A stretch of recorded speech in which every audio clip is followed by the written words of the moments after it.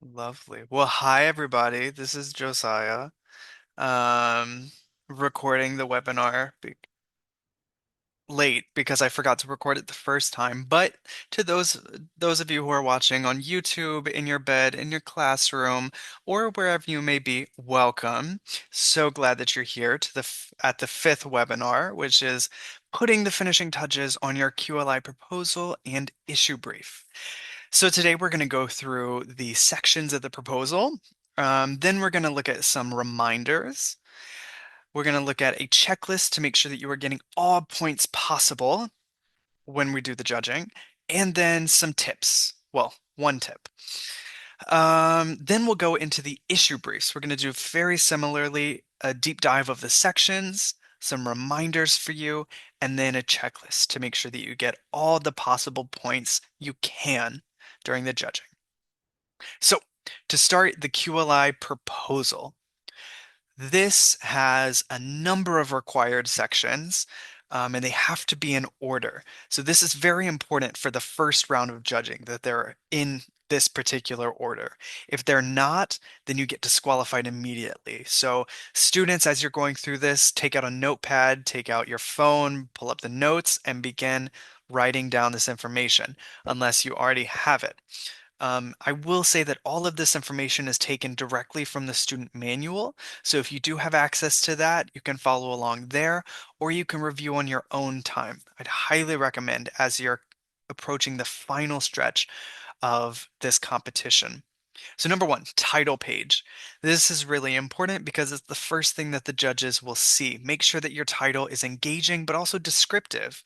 Um, this example on the right-hand side that we're going to go through, the title is The Effect of Creative Writing on Teens' Mood. This is a very descriptive title. I know exactly what the proposal is about. They're looking at creative writing and how that affects teens' mood. Um, Under your title, you have to have Quality of Life Innovations proposal, and then underneath that, you need to have the date. For you all, it will be April 2025 because that's when you submit it. So, number two, you need a table of contents, and this just outlines all of your sections and the corresponding pages. So here we have the summary section, which starts at page one, background research, which goes two through five, and so on and so forth. Um, you can copy this style, or if you want to be creative, you can do that as well. Number three, we're going to go into the summary. So this has to be one page maximum. If your summary is over one page, it's a bit too long, and we don't want a summary that's way too long. Think of this as an abstract for if you're familiar with research articles. This, you want to give a snippet of what you're doing. So you describe your QLI issue, add a short summary of your research, and what did you do? Your recommendations, your implementation. This page is when you need to start your page numbers in addition to having your title at the top right of your pages. Okay, so that starts here. So page one should start at your summary page. It should not start at table of contents or your title page. What's next? Next is background research. So this is 4 pages maximum. In this section, you kind of outline exactly how your QLI issue came to be. So give us more information about your particular issue that you're studying, how it got to this point, um, and yeah, just give more context, more flavor, more color to the situation that you're studying. For your overall QLI proposal, you need 8 sources, at least 8 sources. 7 of them have to be secondary, and these should be cited in your background research section. So this example, the effect of creative writing on teens' mood, we have a slew of secondary sources, such as Talk and Candemir, 2015, Baylock and Ramirez, 2011, McDonald, 2016, McDonald, 2016, and so on and so forth. So all 7 of these secondary sources have to be cited here. You additionally, because 7 plus 1 equals 8, you need one primary source. And that can be cited in your background research section or your primary research section. Okay. And that is firsthand research experience, interviews with experts, and so on and so forth. And so that's your background research section. That will take us directly into your field research and analysis section. So a great transition between these two. You've set up the background to your issue. You've outlined how it came to be, and hopefully you've outlined where the gaps in the research or in the literature are. And those gaps, you're going to be filling in those gaps with your research. So maybe you're uh, this topic, the effect of creative writing on teens' mood, maybe the gap is specifically creative writing for high school students. Has it been studied? And so this person, they want to study specifically creative writing for high school students and how it affects their mood. And so that's the gap that they're studying. And now we transition into their field research and analysis. This section has to be 2 pages minimum. You need to describe the purpose of the research. And we see in this example, the first paragraph starts, the purpose of this study was to determine how creative writing affects the mood of high school students. Beautiful. Done. That's very direct. It's perfect. It outlines what this section is going to, or what this paragraph is going to go over. I know exactly what to expect. Perfect. You also have to outline the methods of what you did. Starting in the second paragraph, we recruited 92 teenagers ages 14 to 16 of varying genders, ethnicities, backgrounds from health classes in our schools. Great. To start the recruitment process, yada, yada, yada. So they're explaining the methods of this study. Who and what did you study? Well, they said 92 teenagers ages 14 to 16 of varying gender, ethnicities, and so on. The results. So, what did you uncover? What did you discover from this research? Because it's research and analysis. It's not just research, research and analysis. What are the results? And what did you conclude from these results? That's really important because that builds into the next section, the recommendation section. This has to tie exactly from the field research. The results that you have from your from whatever study you've done has to lead into your recommendations. This has to be half a page minimum. Okay. Maybe you write half a page if you only have one recommendation, but the best proposals have multiple. Um, you have to answer, what are your recommendations? What results indicate your need for the recommendations? What are the potential obstacles that you'll face? And then what do you hope your recommended solution will accomplish? So some of the best proposals may start this section with, based on the results of our study, which found that 72% of students experience depression in their time, we recommend addressing this by doing this. That is a great starting sentence because it lays it all out. It's very direct and clear. In your writing, you want to be clear, you want to be direct. You don't want to we thinking about doing this, we want to do this, we kind of, no. Our research indicates that this is the need, and here's how we recommend it gets addressed. That is very clear, that is confident, and that is what your writing should look like. You are an expert. You've studied this topic. You've done the research. You've done the work. Now, what do you recommend to solve the problem? You are the expert. So be very direct, be coherent, be um, cogent in your writing, be confident in your writing as you go through the recommendations. And I just want to highlight, what are the potential obstacles? Think about what may make it difficult to implement your recommendations. Maybe your recommendation is an after-school club to teach professionalism to students. What are some obstacles to that? Well, a few I can think of. You have to recruit a teacher. That's a difficulty right there. Um, you have to recruit students. What if students are working after school? What if students have to go home to take care of their family? What if students just don't want to stay after school? These are all difficulties you may face. And then what do you hope your recommended solution will accomplish? What do you hope that after school club teaching professionalism will accomplish? Teaching professionalism, maybe. And that leads us into our implementation. Um, excuse me. This has to be one page minimum. And there are three things that the best proposals focus on. First one is collaboration. Who have you worked with to help implement your solutions? Um, what organizations have you worked with? What individuals have you worked with? Number two, develop a concrete plan.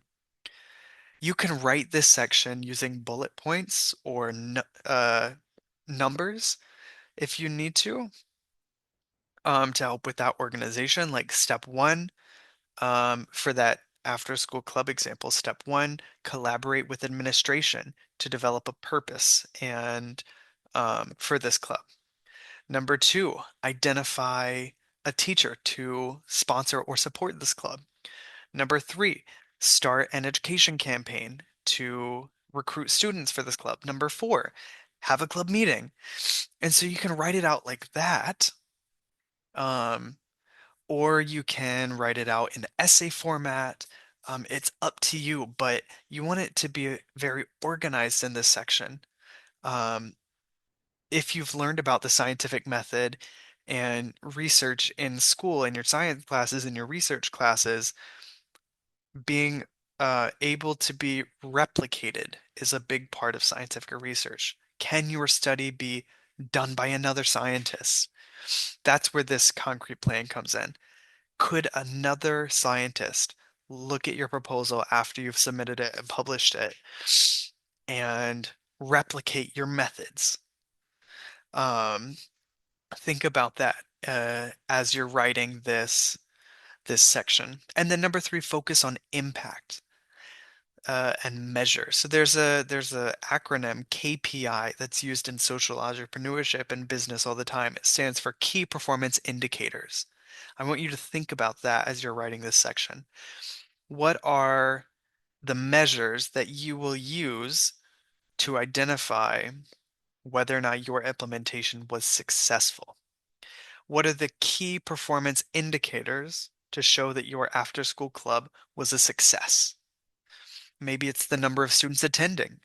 Maybe it's the knowledge of professionalism that they have after one of the club meetings. It could be a number of things.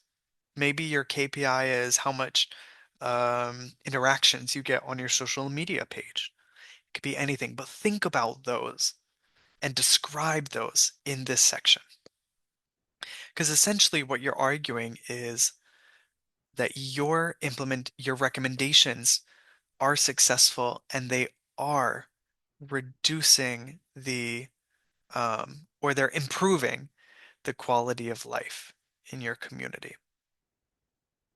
And so that takes us into our financial implications section. With everything, almost everything we do, there's a cost to it. And so this section is all about that cost. It has to be one page maximum, and you can get this check mark by one of two ways. You can create an expense budget or a cost benefit analysis. Both of these are tables, and you can see an example in your student manuals. But this one right here, they did a cost benefit analysis. So in the leftmost column, you write the group affected, in the middle, the benefit, and in the far right column, the cost to the group. If you remember, this proposal is on the effect of creative writing on teens' mood. So a group affected would be the teens. What's the financial benefit to this group? Well, if this implementation works, maybe they don't have to spend as much money on therapy or medication or so on and so forth. of reduced cost for mental health treatment, is what they put. What's the cost to this group? None. You could say if it's an after school club, the potential cost might be less wages if students are working, um, or any other thing. The next thing, so another group affected, administrators. What's the benefit of this specific implementation? Um, if it works, the school may not need to um, purchase any uh, curriculum for SEL. But the cost may be a subscription to LibGuide. So this student partnered with LibGuide. Um, and yeah, so just do that for the rest of the groups affected for your implementation. Now let me see, admit, admitting, joining. Sorry. Hi, Percy. So I'm just going through the sections of the proposal right now on the recording, and then we're going to go into the issue brief and talk about those briefly.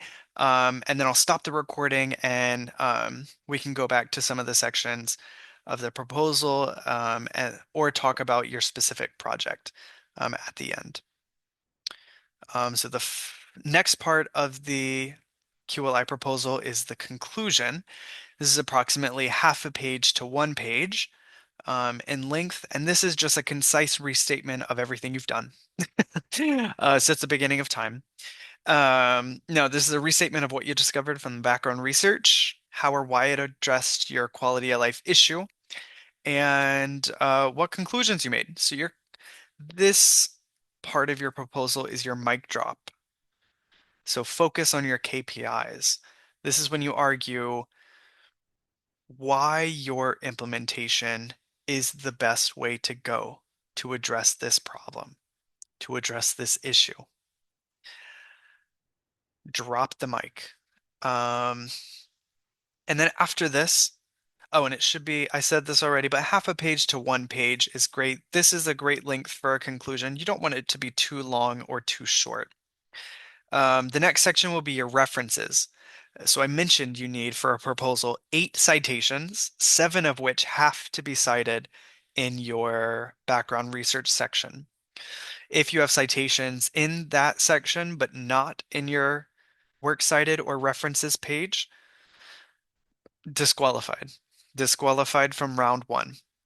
Because my first thought is, oh, maybe AI wrote this and created a few citations itself.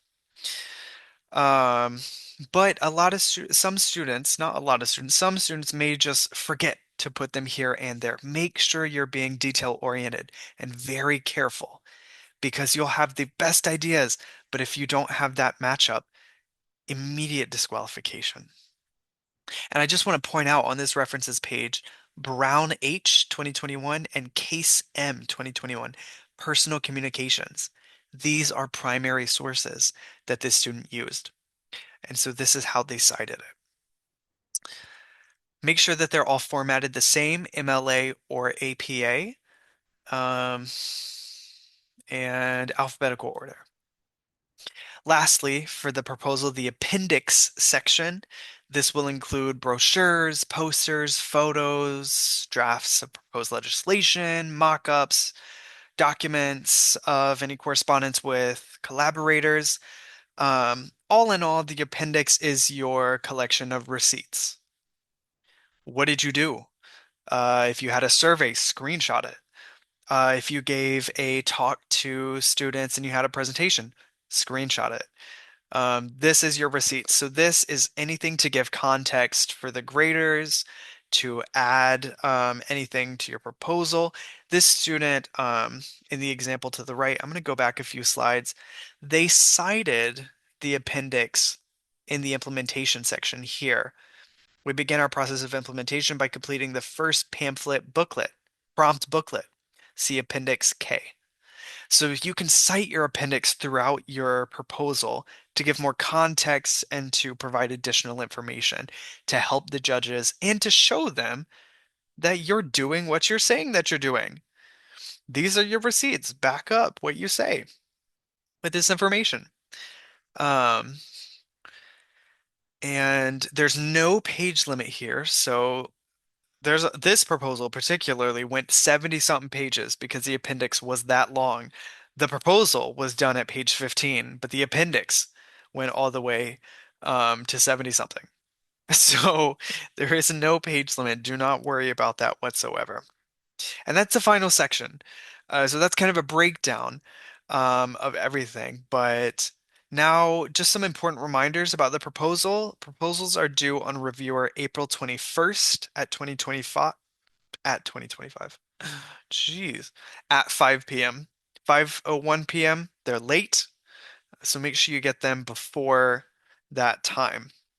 And I will have a webinar next week, Tuesday, April 8th from 5 to 6, specifically going over this process. Checklist for your proposal, 6 to 15 pages in length. If it's shorter or longer, disqualified. Double space, 12-point font, Times New Roman or Calibri. At least 8 citations, and 1 must be primary. Then each source must be cited correctly. And then just for for your own success, try to have 2 people proofread your proposal for grammar and spelling. And sometimes when we're writing and when we're experts on particular topics, what sounds perfectly clear in our head may not sound clear to someone who doesn't know as much as you do. So it's always a good idea to have proofreaders. This could be a parent, a guardian, another teacher, a friend, or anyone.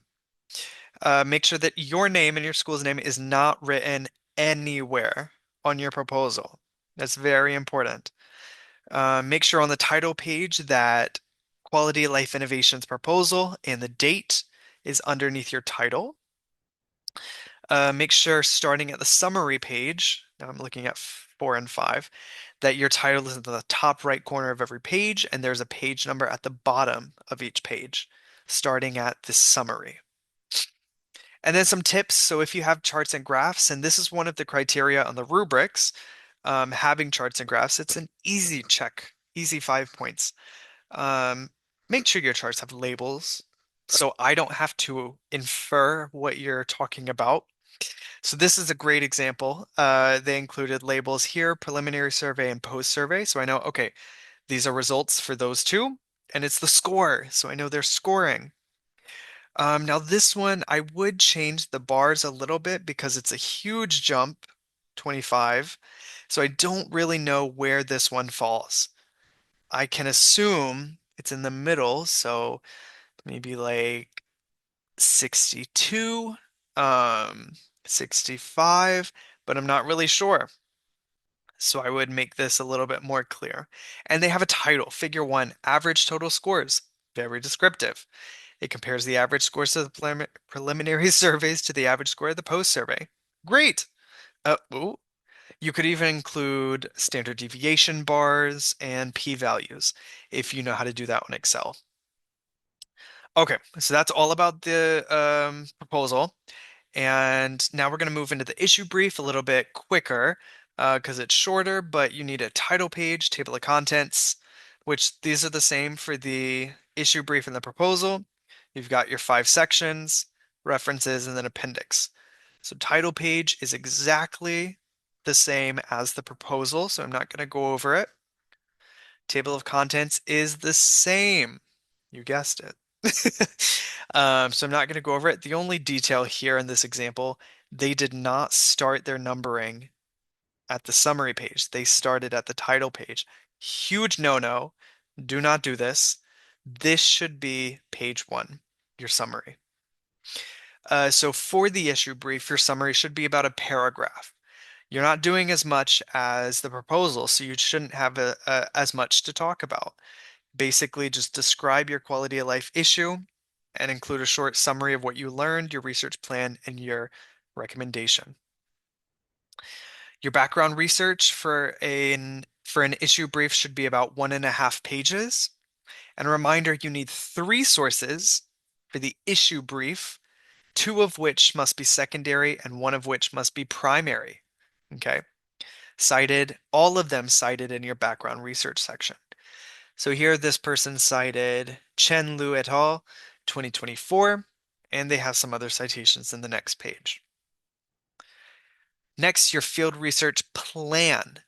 So with an issue brief, you are not conducting research, you are planning research.